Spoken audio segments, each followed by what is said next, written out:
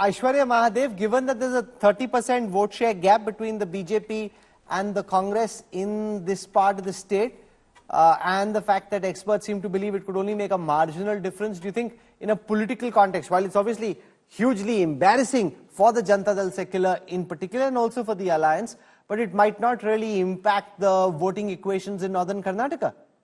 Rahul, there are a few important observations here, and I think Nagarjun and you pointed it out, that if really the damage had to be done in the old Mysore region, where the Congress and the JDS are head to head in contest, and if we were in possession and wanted to be this base and debased as human beings, this may have happened before. But the reality today is that we have seen how the Congress fares in the old Mysore region in the MLA elections, and a very curious thing for North Karnataka. While everybody thinks it's a Gowda, the JDS are only a Gowda party, Deve, Hippargi, Shimoga Rural, Gurmitkal, Devdurga and Hagri Bomnalli are 5 critical seats held by the JDS in North Karnataka, which predominantly form power seats or what used to be BJP seats held by the BJP. Today, if you look at the way that the JDS is being decimated by its own alliance partner, completely dropped and whatnot, I think it is also a larger speculation that the BJP might be looking at taking over what is left or what is remaining, because the predatory carrion bird behavior of the BJP with its alliances and its allies, we've seen everywhere, be it Bihar and in Haryana. So I think if are you suggesting that the BJP is trying to cripple the JDS by putting this out? You've got a counter conspiracy theory? I'm just saying, for all the speculation they make about my boss and DK Suresh, the reality here is that the BJP has shown whether it is with... Who's your boss? My boss is Mr. DK Shivkumar. He is the PCC president in the state. Isn't he all the Congress workers' boss in the state, Rahul? And the fact remains that you see that the BJP has done this repeatedly. So this may... so now let Surabhi respond to this charge that women voters in Karnataka may be irked by the fact that these charges have been leveled. It may not shift the vote en masse, but because you've got a state government, in any case, it would have been a tighter fight than the last elections, and therefore, even a marginal difference may account for quite a lot on a few keenly contested seats. I'm happy to answer, but I don't want to be interrupted like the last time. What I'd like to say is 3 things, Rahul. First and foremost, the Karnataka Congress and the way that they have been handling law and order issues in the state, this another episode is very, very obvious that the Karnataka has no handle, or Karnataka Congress government has no handle on law and order matters. Whether it was Neha Hiremat issue or the fact that they formed this SIT 3 days after the videos came out. The fact that they let Prajwal Revanna go, and it was the Congress government because they must have intimated the people who were there in the airport, that was not done. Second, the fact that they were, the Congress has come out and openly acknowledged that had we had these videos before, and if our intention was to, politically use them, we would have used them, shows the sort of politics that they end up doing. This is a very well-known thing that the boss that Aishwarya speaks of was also in possession of these videos. So why did he not act? This is the KPCC state president. Why did he not? Where are you speculating from? Why are you lying? I'm speculating. I'm speculating from the same information what conspiracy about the Congress. Why do you interrupt me, Aishwarya? Let me get no sense and you're lying. Do I have to write it? Karthik, please, first and foremost, don't talk to people like that. Don't talk down to people like that. Everybody's listen to me. Maybe if you are Karthik, the driver has very clearly said, what is this arrogance you show? Why do you show this arrogance? Ladies, I know that the weather, it's really hot and political fireworks are flying in the skies, but this is not how I run debate. So let's just take this one at a time. I can't have both people speak at the same time. I want to go across to R.K. Upadhyay. R.K. Upadhyay, you've been traveling for India Today to different parts of Karnataka. You have a good sense of the mood on the ground. Do you think the Prajwal Revanna charges make any impact to what will happen in phase 3 on the day of voting? Rahul, unfortunately, due to some technical problems, I could not join earlier. Let me tell you a few facts that I've gathered, talking to some very key persons in both Congress and JDS. This is something very revealing. From what I heard from these people, it seems that the Congress leaders, especially DK Shivkumar, had come to know about Prajwal's alleged sexual harassment case about a year ago, not now. And some videos reached his hands about 9 months ago. And then some Congress leaders discussed these issues among themselves, and they knew that they were potentially explosive and could be used in the elections. But some people warned them that since the alleged perpetrator is Deve grandson, they need to go about it cautiously. And as you know, the Vakaligas constitute about 15% of the population, or 1.45 crores of people, and Deve has been their undisputed and highly respected leader for almost 6 decades. So they reckon that if they unleash this sleaze weapon during the elections, it could either work for them or it could completely boomerang.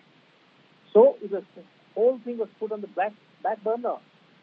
And one more thing is, H.D. Revanna, who enjoys an excellent relationship with Siddaramaiah, in fact, he approached Siddaramaiah about 6 months ago and told him, please make sure that this is not used. And Siddaramaiah and Revanna, they have a good relationship. They agreed that it not come into the open. And then also why put it out after the first phase of polling?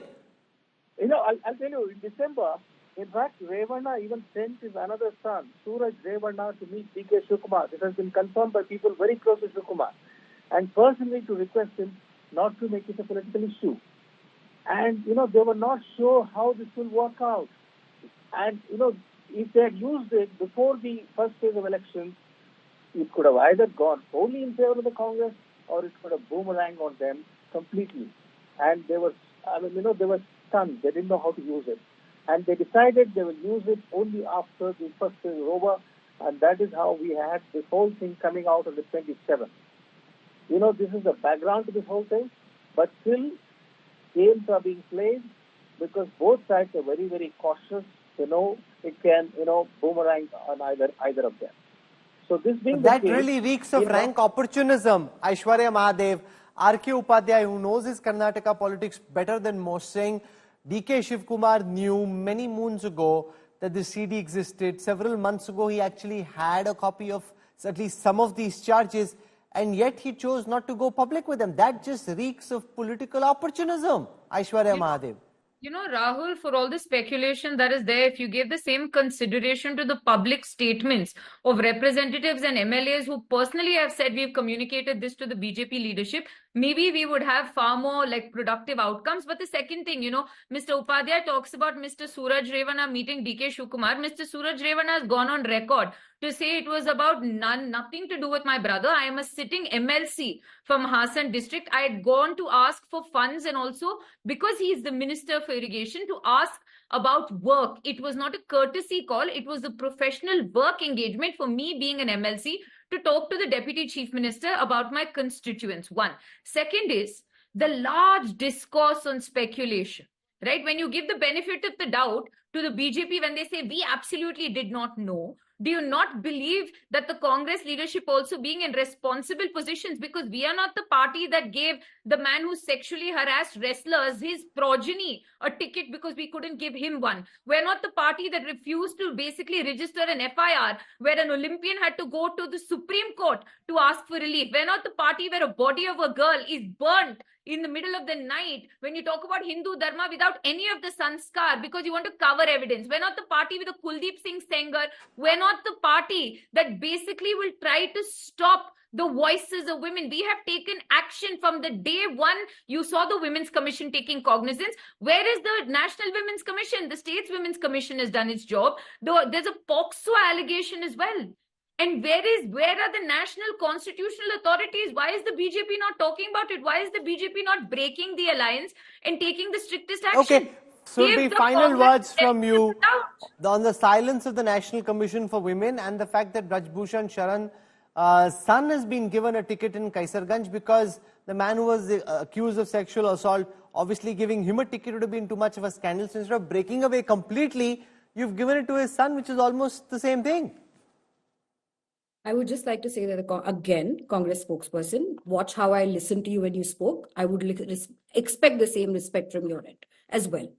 Now, when Brij Bhushan's case has come, I don't think that his son is liable for the mistakes of his father. You talk about, progeny being given tickets. Let's look at a mirror in Karnataka, where the number of ministers, daughters and sons and aunts and uncles have been given is quite huge as well. And they are not answerable for the crimes of their minister, father, mother, nor are they answerable to the achievements of it. That's where Parivarvad ends. Now, with respect to Karnataka, the buck stops with the Congress government. It formed this SIT 3 days late. It allowed for Prajwal to escape.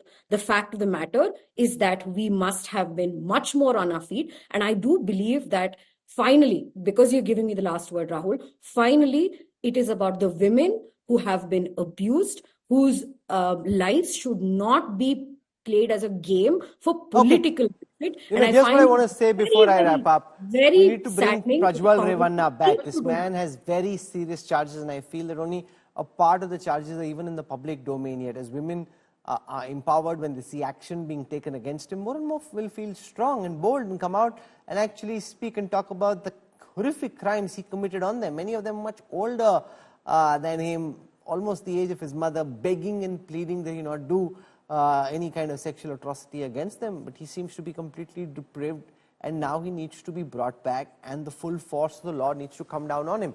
What impact this has on the phase which happens in Karnataka next is something we'll track.